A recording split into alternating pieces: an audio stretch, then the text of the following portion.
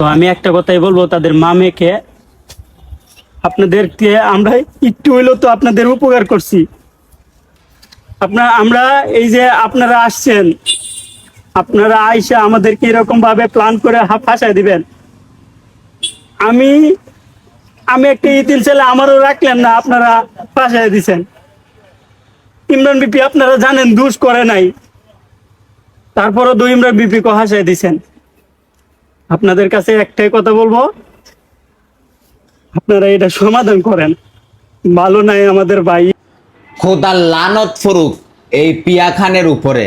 এই সেরি সাদা চামড়া দেহাইয়া আর কত বেচ্ছা খাবিল। এই হত্তিল, এই সিনালের মারুক বৈতালের হত্তিল, তুই কি বালাওতি না জীবনে?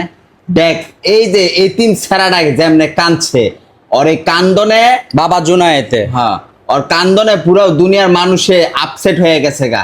এই ছেলেটা সরল সোজা, ওই কি পার্বতরে দর্শন করতে? বাবা জুনায়েত দেখে কি তোর মায়াও লাগে না? এই যে সারা দুরা জেলা দিছত, আজকা জুনায়েতে সারা পাইলো। ইমরান খানটা ব্যবস্থা করে সারাই দেস না। তোরা তো নষ্টা, তোরা কেমনে সারাবি? তোরা দুনিয়ার মধ্যে নষ্ট করে বেড়াইতেছে। আরে সারাইলে তো ভিউ কমে যাইব গা, বুঝছ না বিষয়টা?